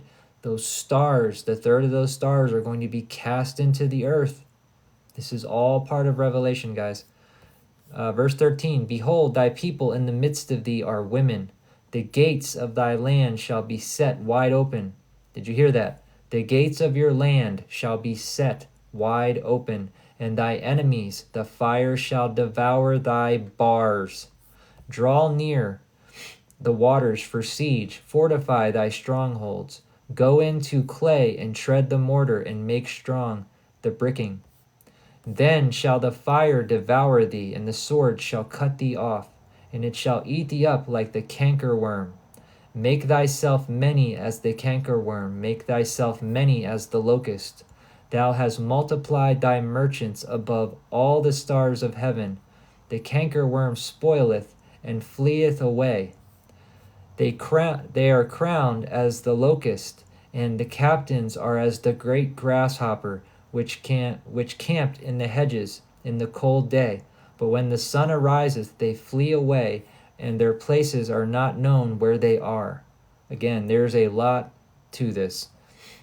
Verse 18, Thy shepherds slumber, O king of Assyria, Satan. Thy nobles dwell in the dust. Thy people is scattered upon the mountains, and no man gathereth them. There is no healing in of thy bruise. Thy wounds are grievous. And all those that hear the bruit of thee shall clap their hands over thee.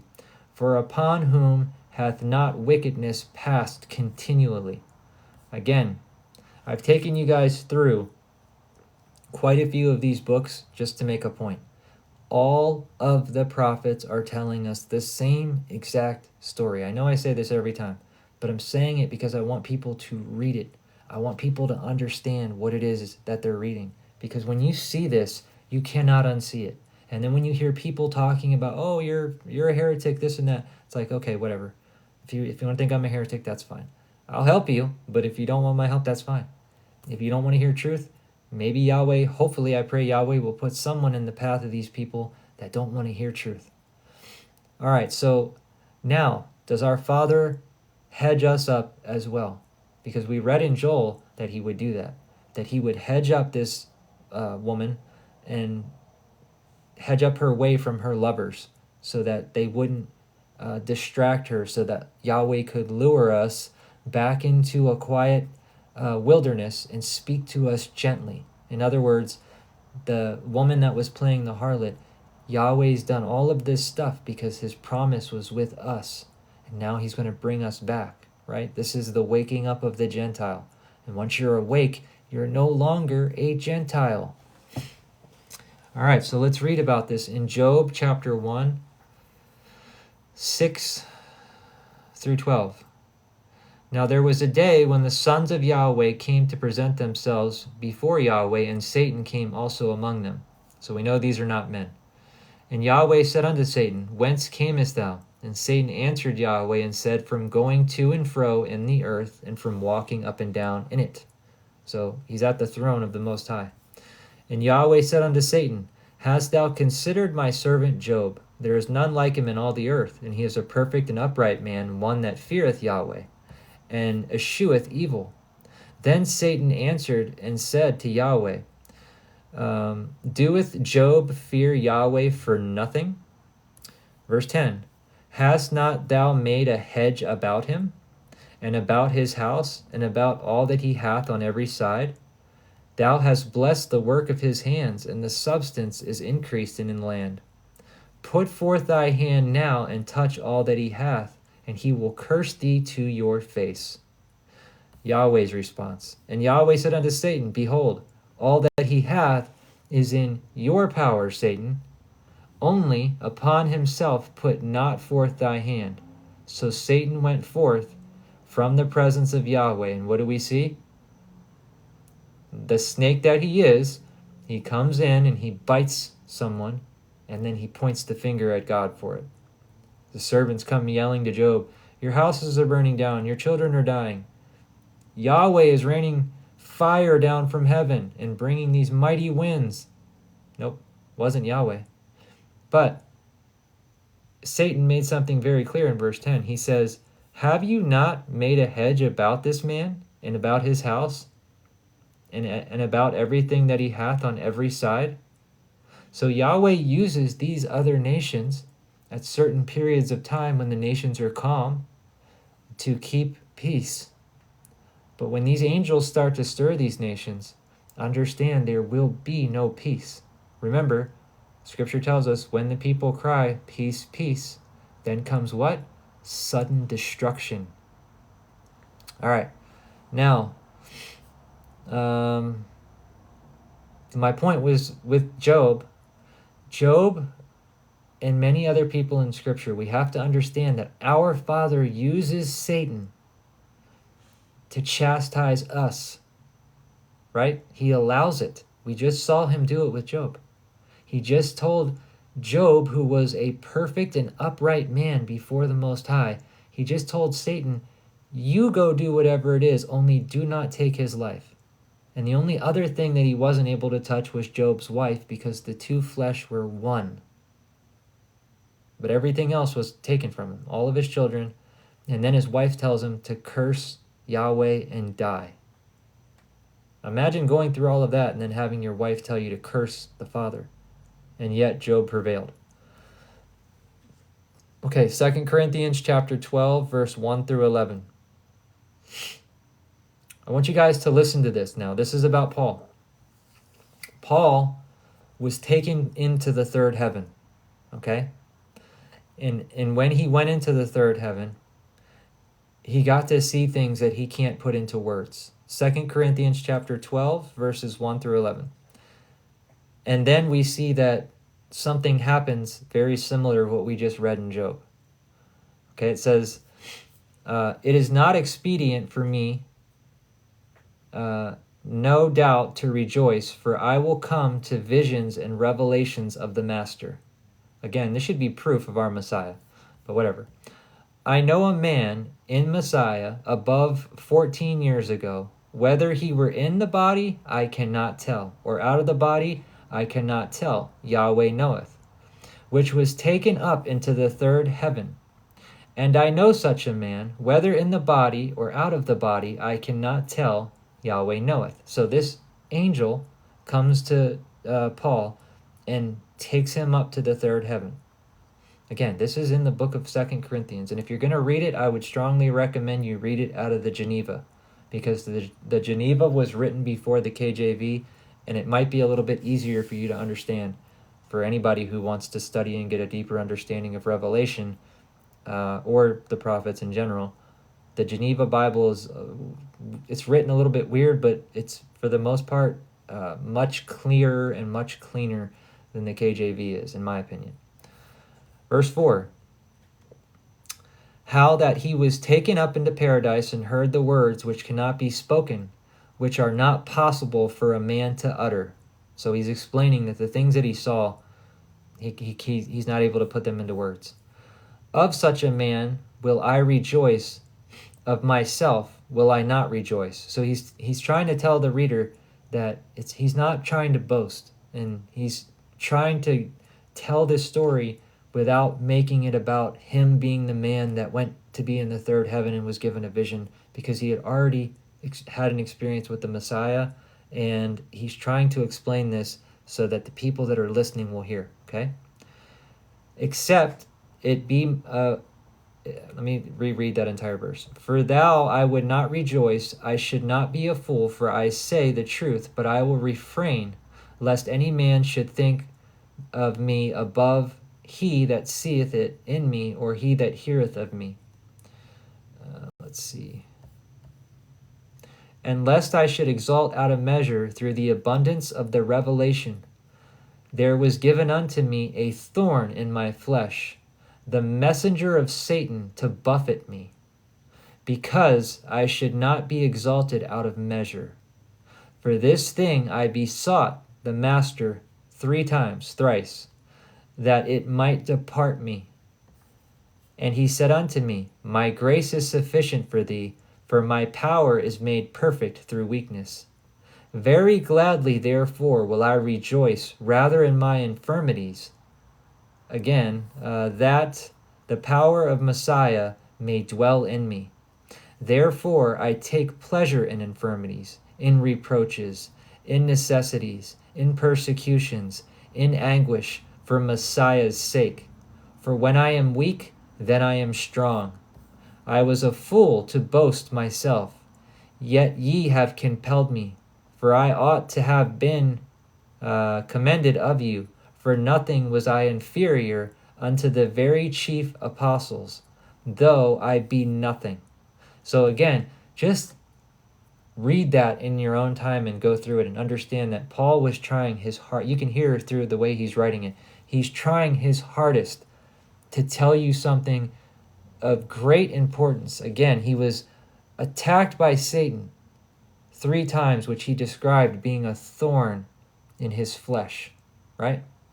And I believe if you guys study this out and you read it, you'll understand what Paul's speaking about. All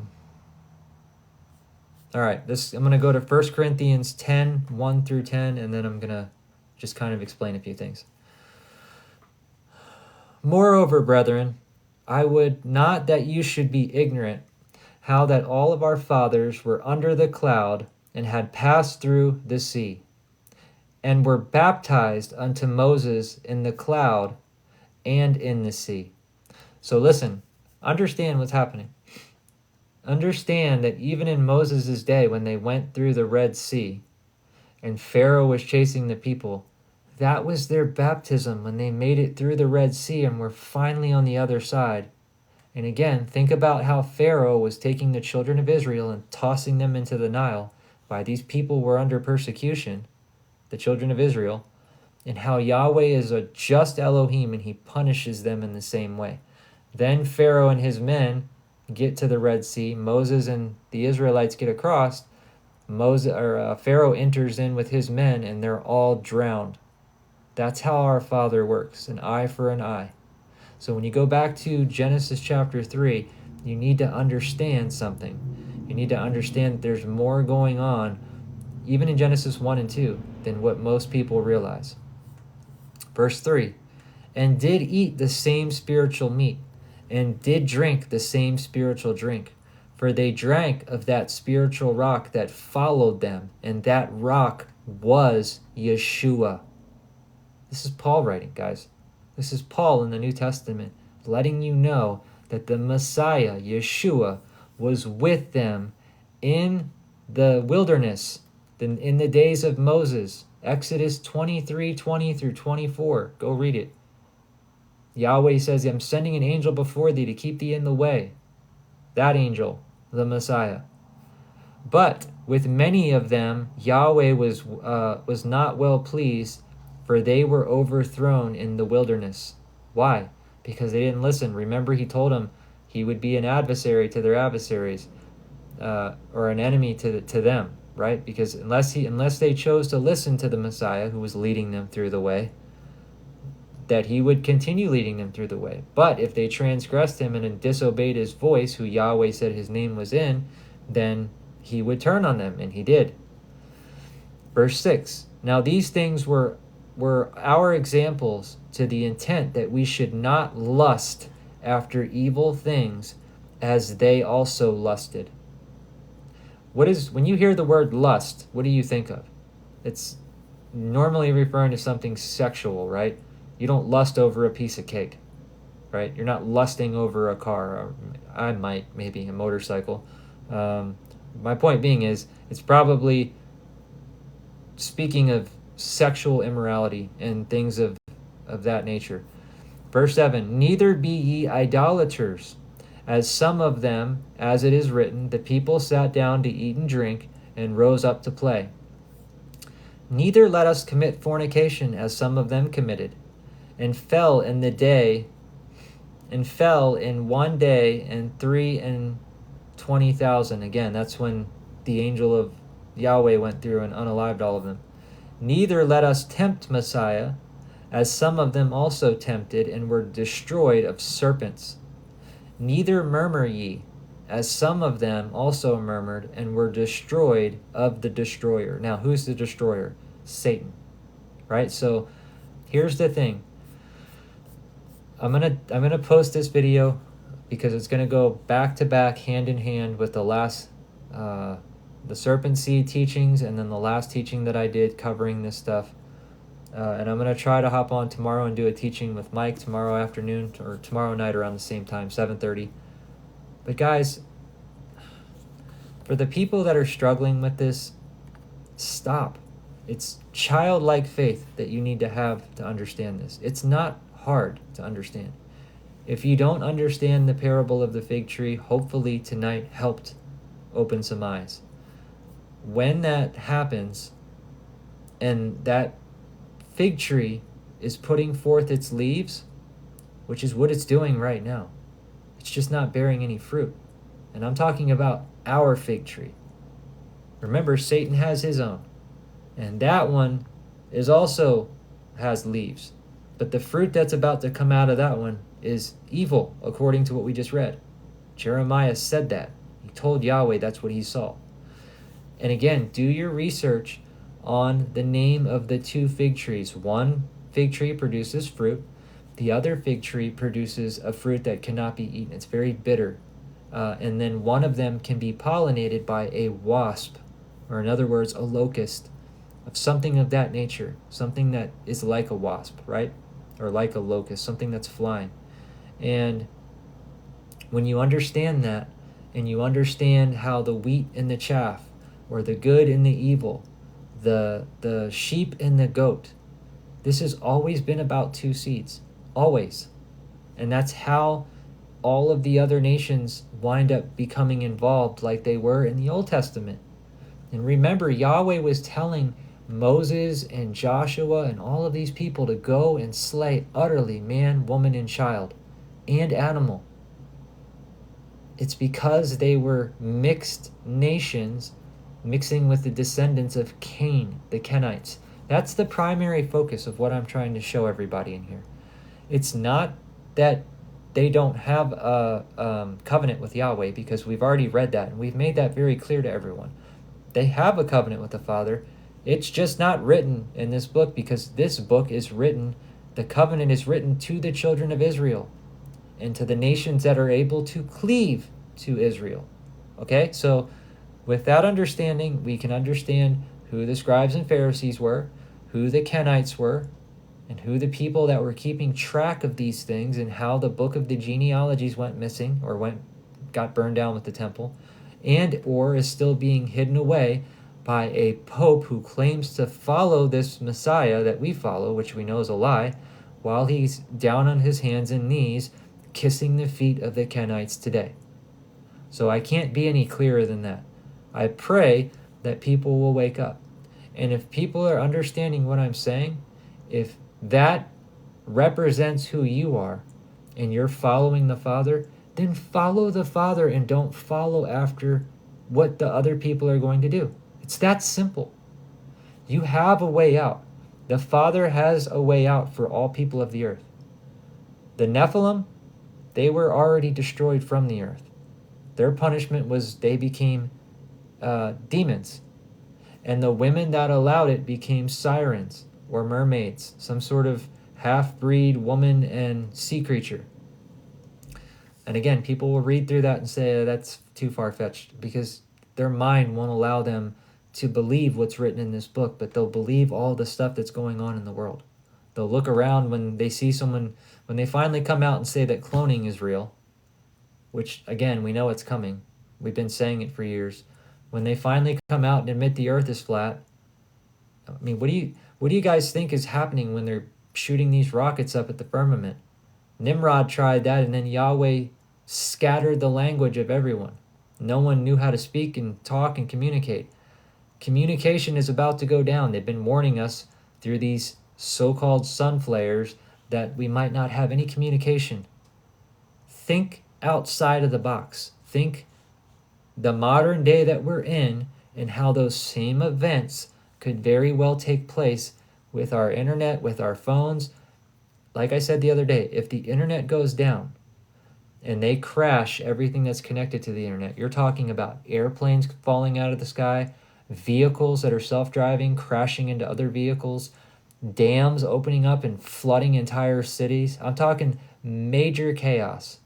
And then on top of that, prison doors will be opened. The scripture says it very clearly. I worked in a prison and I have seen some very stuff that makes the hair on the back of my neck stand up. When I see prisons that are so you have a section of a prison, an officer station. It's a square, and then on each side of that square are 4 pods, and then they house up to 50 to 100 inmates in each 4 of those corners, right? But the officer station is there, and you can see into all 4 of these, 50 in each one up to 100 each one. So it could be 200 all the way up to 400 to 600 people total that you're watching in this officer station. And the station is positioned so that when you enter one door, you have to stay in between that while the first door locks and the second door rolls open. Then you have to go through that door, and then that door will roll shut, getting you into the hallway to get into whatever side of the pod you're on. I'm watching videos where there's no officers overlooking what the inmates are doing. I worked in a prison and I saw the sodomy that goes on in these places. We know who the people of Sodom and Gomorrah were. We're watching the music industry in Hollywood coming out, literally telling us that all of these famous rappers and artists and musicians are sodomites, right? We've seen it with, what is his name? Puff Daddy, P. Diddy, whatever his name is. All these, Will Smith, all these people are coming forward saying they've got gatekeepers that are that have got them into the industry. Usher, all these well-known people, right? And then I can guarantee you this, most of the men that you're seeing are women, and most of the women that you're attracted to are men. There's plenty of studies out on the structure of a man's face and a man's shoulders and the way that men are built versus the way that women are built. And Satan is trying to pervert everything.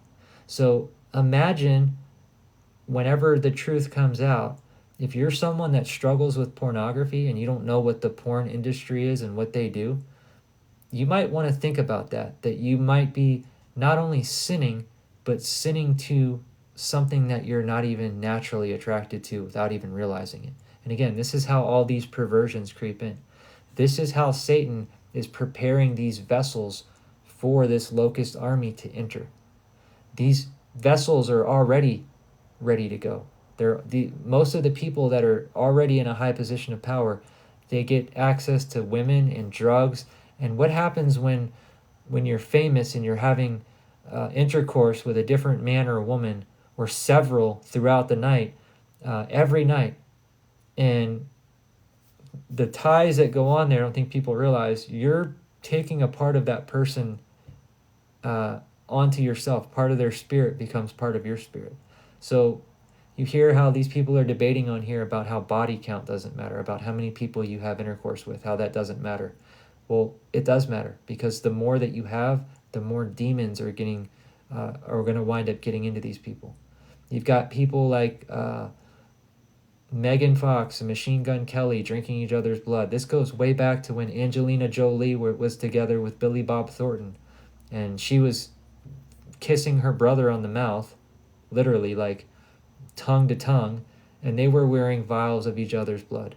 You've got Demi Moore kissing a child on video, like when she was young. So this is nothing new. This is Baal worship and them sacrificing children unto Baal. And they're drinking the blood because the spirit lives in the blood. So if you're wondering why the earth is becoming more and more wicked, it's because there's sodomites and there's people out there that are unaliving each other. They're going into stores and grabbing big wads of clothes and anything they can without even no acknowledgement of fear or nothing. No mask, no nothing. They're just walking in, walking out, taking whatever they want. This is happening all over. So if this upsets you, I'm sorry. But this is the truth of what this book says. And it's happened over and over and over again throughout all of our history. And all of the history that we've been given through the school systems and all of that is nothing more than a bunch of BS. None of that crap is true. None of the history of how America was founded and all of that other stuff, it's all BS. I'm telling you right now, if you go study these books out for yourself and you go study older books and actually look into how these things became to be, why there was laws against interracial marriages here in the United States, and why there were laws that were bound up where the same sex attracted people weren't allowed to do that up to a certain degree, and now they're celebrating everything they want to celebrate, and if you don't accept them, then you're a piece of garbage because you disagree with them. This is the world we're living in. Good has become evil, and evil has become good. So I'm doing my best. Again, I've had so much stuff going on, and I'm not trying to boast. I'm just saying I've had so much stuff going on, and I'm trying to do my best to keep up with putting this stuff together in the best way that I possibly can so that you guys can absorb it and take it for what you will. Test it for yourself. I'm going to post this as soon as it is downloaded from TikTok, and I'll upload it to YouTube as quickly as I possibly can. But my goal is that you guys will see this and share it with people that you're close to.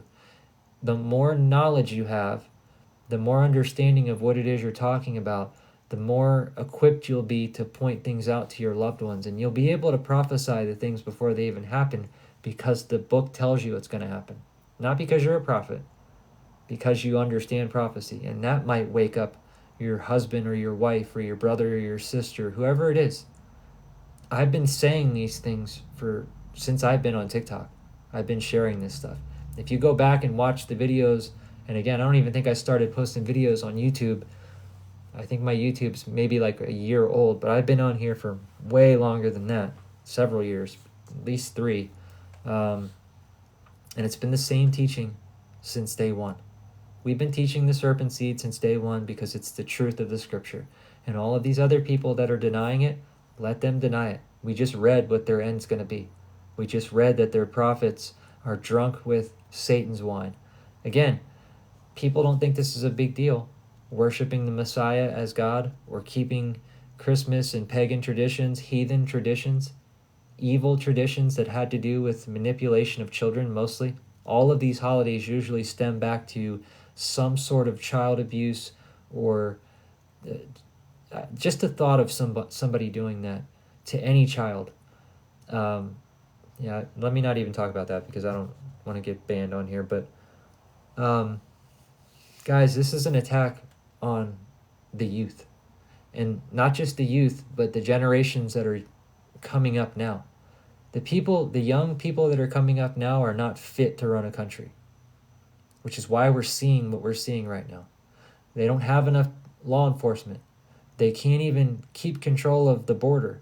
And now they're going to be trying to draft people into the military, and they're going to expect to have men in the military, which are painting their fingernails and dressing in women's clothing and all of this other stuff, which Scripture says is an abomination. Do you think they're going to be protected when they go over to fight in these wars that they're not supposed to have any involvement in? No. But that's the truth of the reality. So I'm not picking sides. I'm not saying I'm for this person or for that person. All I'm saying is don't get involved in things unless you understand what it is you're getting involved in. It's not about the land of Israel, and it's not about the Philistines and their land. That's none of our business. Let them fight that out and let them do that, because they're already here to destroy us. So let's just focus on what this book says. Let's watch and keep our eyes open, because we know the things are getting worse and worse and worse. And again, Satan eventually will come in and have a plan to fix all of it. So we're going to see the wars. They're going to continue. We're going to see other nations taking over this land.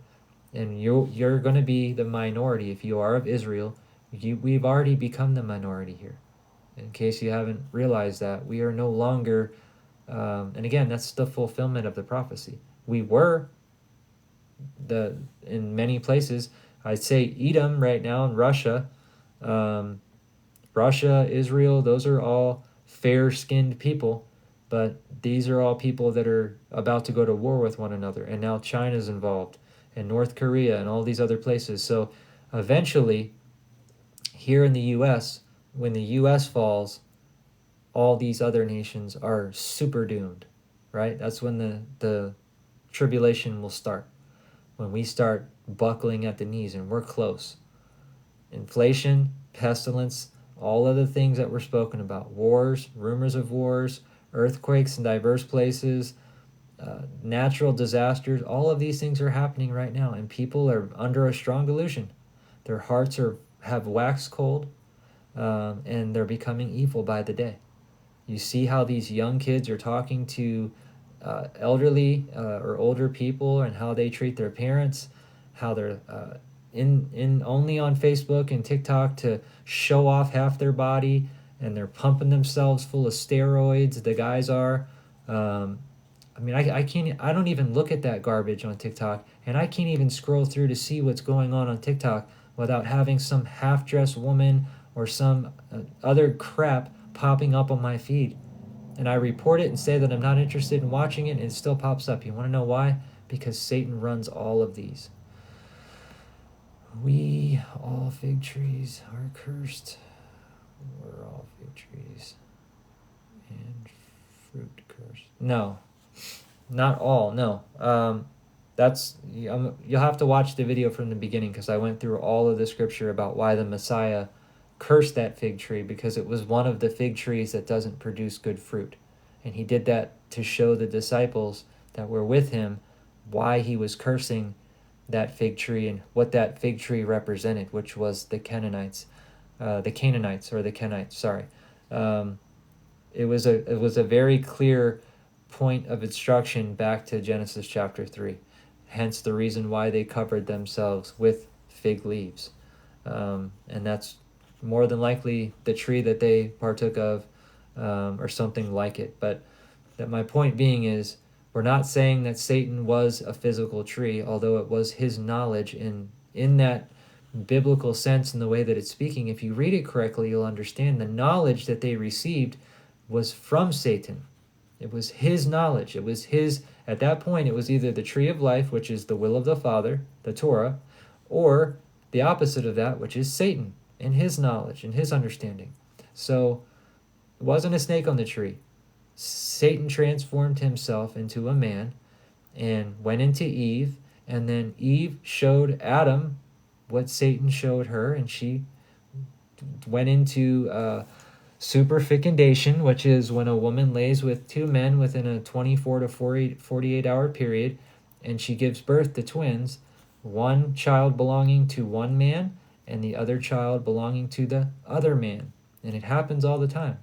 It's not like it's something that's far-fetched. It's a medical thing that takes place all the time. So we have to be able to think clearly when we're reading through the scriptures, and we have to study them out. If we study them out, it's not that difficult. And if you think that you're somehow holding on to the dignity of Adam and Eve, when the first Adam failed, that's why the Messiah came. Our hope is in him. So if you're scared of believing that story because you think Yahweh's going to be upset with you for believing the truth, stop. Like, Adam fell, guys. Adam was being held in hell until the Messiah came, right? So when the Messiah came, he went to the heart of the earth when he was crucified for 3 days and 3 nights, and he freed all of the people that were being held by the power of death. That's why he went to the heart of the earth. That's how he got the keys to hell and death. Again, there's a lot to this, right? So I know Candace has already posted several times. If you guys are interested in some of the key points I'm talking about, go to my YouTube page and go to the documentary videos and watch those first. Those are things that'll be of interest. It's stuff that I've repeated 1,000 times on here. I came on here tonight specifically to do this teaching on the parable of the fig tree. And that fig tree is going to be shaken, right? It's called superfecundation. It's when a woman has intercourse with two different men, but she becomes pregnant with twins. They're in different sacs, separate sacs, but when she gives birth, one child belongs to the one man and the other child belongs to the other man. So it is a very real medical thing that happens all the time. And then we see Cain is marked, right? Cain is given a mark, and then we see John the Baptist calling them a brood of vipers. We see the Messiah calling them a brood of vipers. So it's this, again, guys, it's very simple. And yeah, once we get to the animal part, Tracy, that's going to be interesting, but that's explained in Enoch chapter 89. It tells you why the Messiah said these bulls of Bashan in the book of Psalms were compassed around him, why he called them dogs, why all of these nations have different names, different animal names, why the book of Enoch was removed. Why are there two different books of Enoch? Well, Cain's first son was Enoch, and then the seventh from Adam was Enoch. Again, this is why Eve was called the mother of all living. But if you look in Genesis chapter 5, the genealogies of Adam, all you're going to see is the first listed son was Seth. And Yahweh replaced one son, which was for Abel, who was taken away. And then we see Cain, who was also removed from them. And he went to the land of Nod and found a wife, but his fear was with Yahweh when he was being punished for unaliving his brother. He said his fear was that anybody finding him would unalive him. And who else would have been on the earth that would have been able to unalive him? They were the first two born children on the earth, and they were young men when this took place. So we have to be able to think very clearly, right? If we're not able to think, and again, guys, just so you know, for the people that are asking, I don't believe anything that's written in the Talmud. There is truth in the Talmud, but I don't go by the Talmud. That's not where I get my information.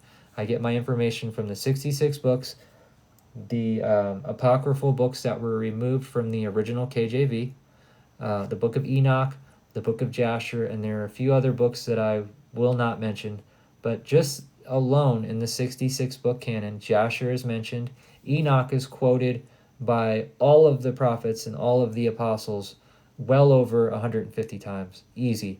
In the book of Jude's quoting Enoch. So there's a lot to that. And then we have about 18 or 19 books where the prophets are mentioning, like I read in 2 Chronicles about Edo the seer, and the genealogies. So the prophets in the 66 book canon alone are mentioning books that have been removed. 18 different books that have been removed, like the Wars of Yahweh, which is mentioned, I think, in the book of Jeremiah. The list goes on and on and on. The last thing Satan wants for us to have right now is understanding. And he wants us to worship other gods. He wants us to worship a false Messiah. And the Messiah warned us that he came in his Father's name, and we've been rejecting him. And he said, but if another comes in his own name, him you shall receive. And where are we at now? The Messiah warned the disciples that the spirit of the anti-Messiah was already at work. So he's been setting up all of this for a long time, and he knew that Yahweh was going to make us go to sleep for 2,000 years because we chose to whore around. He said, go, get your fill. If you love the world so much, go. And that's exactly what happened. And now that prophecy is coming to an end. That 2,000-year period is up. Just like the angels that were bound for 70 generations. They've been loose. That's why technology is starting to increase. Knowledge is increasing for Satan's children, and knowledge is increasing for Yahweh's children, which is why these books are no longer a mystery. There's still plenty to learn from them, don't get me wrong, but a lot of the book of Revelation, all the book of Revelation, you can understand it very clearly. But for me, when I'm reading through prophecy, there's still things I learn. I don't know anybody who, even people like Jason, like every time we study, every Sabbath, or when we're sitting down and just spending time with Yahweh, you're always learning. There's plenty of stuff to study. So don't get me wrong and think that I'm saying that I have everything figured out. But I am saying that when we study these things properly and we ask the Father to reveal these things to us, he will do just that. So with that being said, guys, I'm going to hop off of here. I got to get to bed. My son likes to get up early in the morning, and I'm already super tired as it is, but I wanted to get this out because it's super important.